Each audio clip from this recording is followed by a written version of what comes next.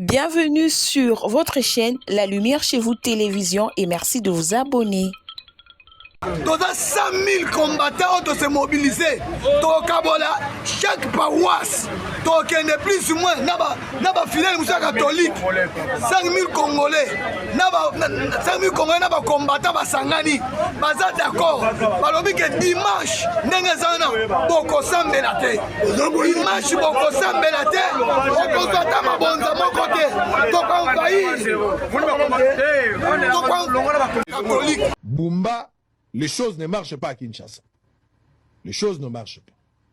Monsieur le gouverneur à Kinshasa, les choses ne marchent pas. François Ebisakingaya, on a une explication. Sur terrain, c'est que je suis en train de voir. Imaginez Boyemba Kabande Koto Yanga. Tu vas combattre. Tu vas combattre dimanche. On va combattre.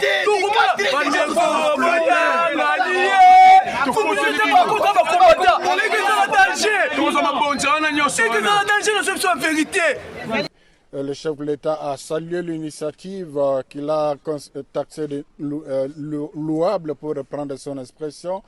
Il a encouragé l'initiative. Il a dit qu'il accueillait ça respectueusement. Je reprends les mots du chef de l'État. Alors quand j'entends notre son de cloche, je crois que ça n'engage que ceux qui ont parlé. Un chef est toujours comptable des résultats de son équipe. Il est évident que le commandant en chef doit également s'interroger sur sa part de responsabilité dans cette débâcle. Piqué. Bazaka pouvoir pour résoudre le problème. C'est-à-dire, il est temps que comme il a pouvoir et yebaki que Barwande baya awa et pas à Mouzé. Ça, c'est de l'histoire.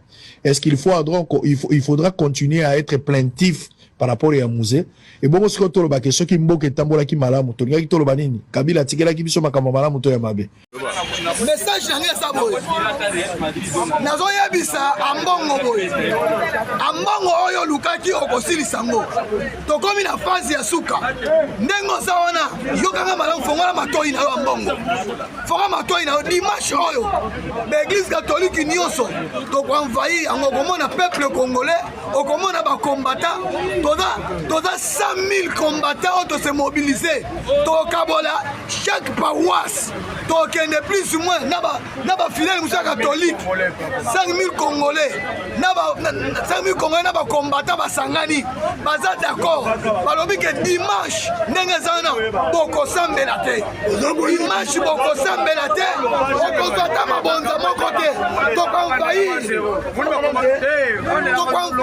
catholique, Papa catholique, union, sont comme on a 4 heures, Congolais, Babimi, 4 heures, Congolais, Babima, bazongisaka bandimi bazonga toza bandimi lelo bokosambela te lelo bokokota te komio na yo ekotula kitunga na yo fran ekobima 0 okokufa nzala yo ambongo okokufa nzala omani kitunga na yo kitu beglise nyonso ebi okotisa combien so dimanche à touro okozwa 0 omoni touro cause eza nini yo ambongo cause eza boye yo ambongo oke kokumisa président rwandais obi président rwandais aleki ba président nyonso aza un vrai leader allez où va président Moussoussou le gars qui a commis sa Rwanda sur M23 yo pour ba primero bakamba pétrole bakato ya Angola abati bakato mo koma N pas mwana muke Félix président mwana muke yo papa mukolo apesa vo même babis apesa babis otambo na ngo jipi otambo na ngo muto pesa ngo Félix omoni jipi wana okufa na kati Imagine Boyemba Kabande Koto Yanga. Tu vas combattre ba combattant. Tu vas combattre ba combattant dimanche. on va combattre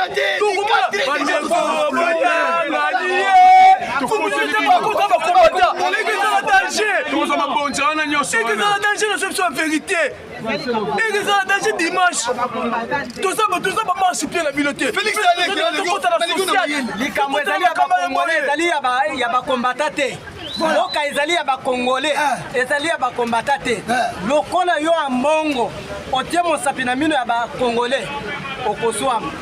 Yo c'est un meilleur ndengeni. Dimanche na tindo ke pesa. Merci beaucoup na balanyo ça. Yo zanani. Tokoyeba na. Dimanche Congolais dimanche africain dimanche oyo ambongo. Dimanche nazo loba nazo répéter tout dimanche ambongo. Okosala 0 francs. Parce que zinabi boye ambongo keba. Congolais nyonso dia fongoli miso.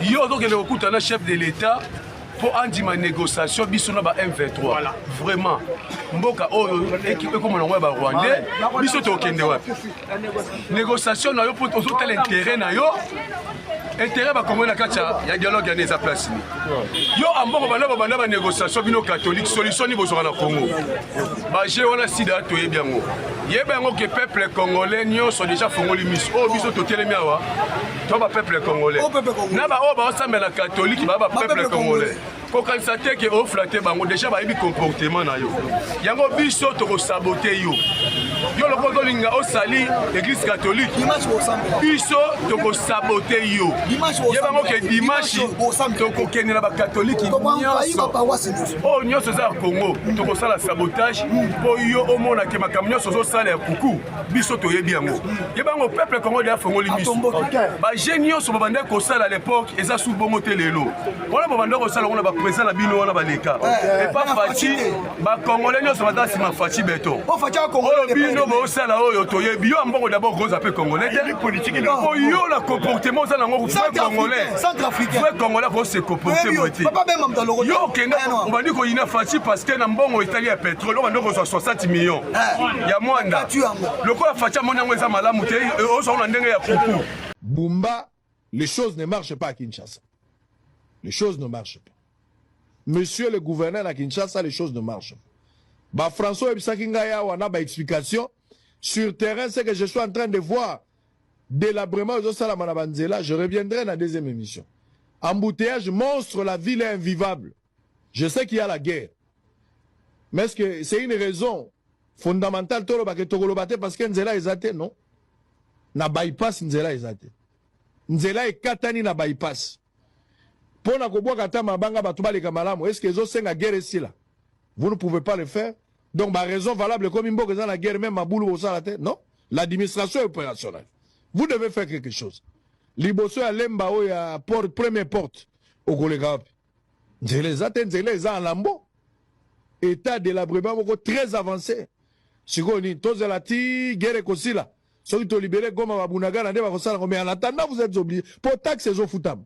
Tickets, ils ont foutam.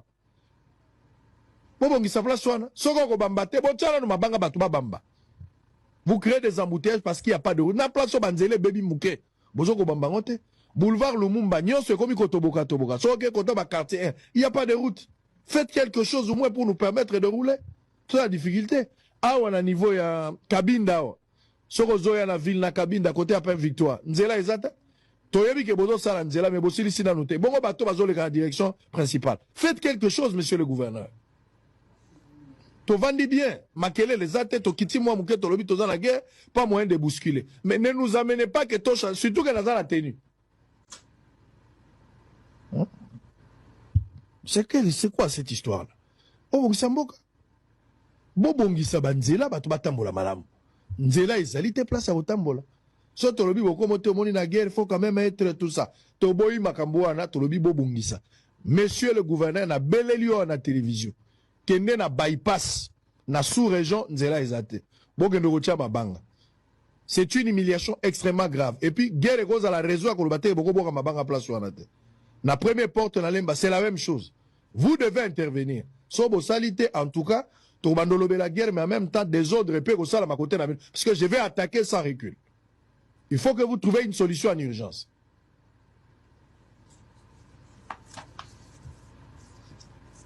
Ndekolanga Israël aza directeur à cabinet kuna ere yango. Po biloko ezeko bimao, e kwa ko komotendo ere yango biloko yango. Bokene ko bungisa. Ministre Francis Azali, bokene o chama banga. Po soke salamité tito komi lendi abakambo eko bimao. Makambo eko bima, o nga na koloba, o procureur pa ko sala. Na koloba, bino pe boko sibiro. Parce que toko loba te ke makambo ko tambola te parce que toza na guerre, batneso ba ko bata ma place wana. Guerre eza na est, gouvernement central aza ko sala, chaque gouverneur a sala wa zo sala ndenge na. Ko bata ma sima guerre te. Pona kata guerre wana batu pe bazo cha bazemi bazali. Toza na situation ya guerre mabala pe zo sala. Toza na situation ya guerre batu bazo soma mapango, bazo soma mituka, bazo na situation ya guerre. Bato bazo ko tabua te ti lelo be situation ya guerre ezali. Bon, ce qui vient est normal d'une part. Ce qu'on va dire là, beaucoup de choses, Togomi na raison. Faut bon ça dire.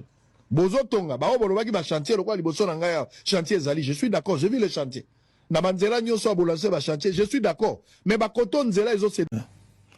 Il n'y a pas un État aussi diabolique sur Terre que les États-Unis. Ils ont décrété que, bon, ok, les minéraux là relèvent de la sécurité nationale des États-Unis. Chaque fois que les États-Unis décident qu'un problème qui est hors des États-Unis relève de la sécurité américaine, vos frontières disparaissent, votre souveraineté disparaît. Ça se passe comme ça. Le reste, c'est une affaire de... Le reste, ce sont les modalités. Donc, à partir du moment où les Américains ont largué les bombes à Nagasaki et Hiroshima, à partir de l'uranium qu'ils ont obtenu au Congo, ils ont décidé que les matières premières de la RDC leur appartiennent. Le pacte qui a été signé entre Kagame, Museveni, Kabila père pour renverser Mobutu, c'était quoi? Vous avez oublié? On a transféré toutes les matières premières. Kabila a signé, Kabila père a signé. C'était la condition pour démarrer. Il s'est révolté après, Kabila père. Il s'est révolté après, on l'a assassiné. La mission de Kagame et le peuple Tutsi, qui sont des juifs. Les Tutsis sont des juifs hébreux. Ils considèrent qu'ils sont supérieurs à d'autres. Ils sont supérieurs. Donc, la même mythologie scatologique qui permet à Netanyahou de massacrer les gens dans le monde entier, c'est la même chose que Kagame partage. Non, pas imposé. Ils partagent ça. Soit de là, Kagame, le peuple Tutsi fonctionne comme ça. Ils sont dans cette logique-là. Ils ont une alliance eschatologique, je ne dis pas historique, hein, eschatologique avec les sionistes. Parce que tous les juifs ne sont pas les sionistes. Avec les sionistes. Vous savez ce que ça veut dire. Je suis en train de répondre à Douma qui a posé les questions. Ils ont une alliance. Et c'est fort. Tout l'appareil sioniste mondial est au service de Kagame. C'est ça sa puissance. Et quand on parle d'appareil sioniste, vous entendez quoi? Toute l'Union européenne, les Occidentaux, les Américains et l'État d'Israël pour les matières premières. Mais il n'y a même plus que ça derrière. Il faut bien comprendre ce qui se passe. Voilà pourquoi ce petit criminel est si arrogant. Vous connaissez l'histoire du génocide rwandais? Toutes les enquêtes internationales, je dis bien toutes, les documents de l'ONU démontrent que le génocide en chef s'appelle Paul Kagame. C'est connu. Pourquoi il est intouchable? Tout à fait.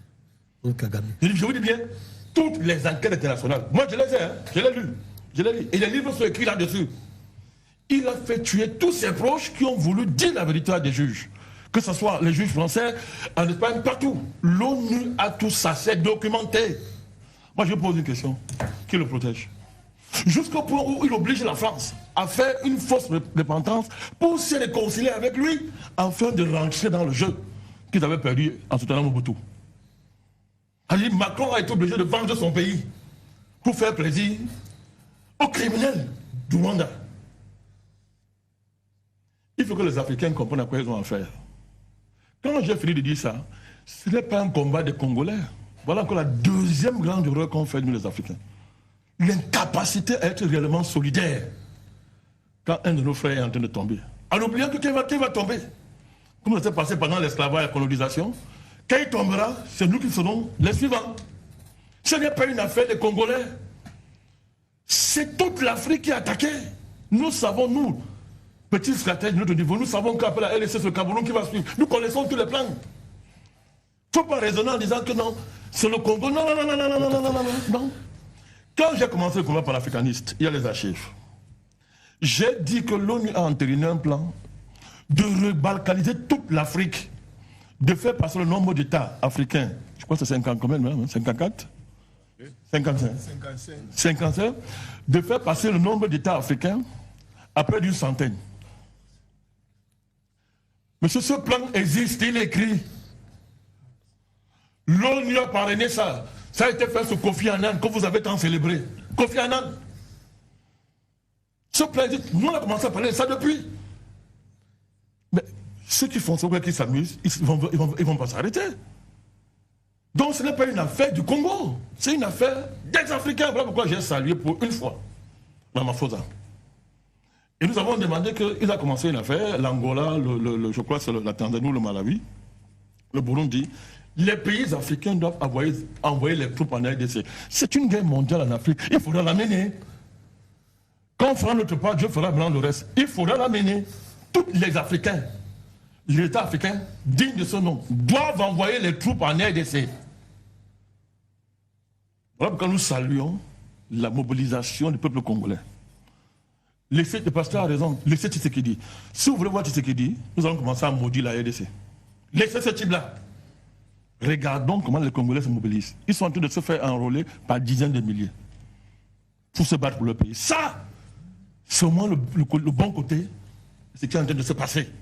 Enfin, on aura une armée dans ce pays. Mais en attendant, il faut que les États africains envoient les troupes en RDC. Le but, c'est d'entrer au Rwanda et attraper ce criminel, ce génocide, cet assassin que le peuple Kagame, ennemi de tout un continent. C'est de cela qu'il s'agit.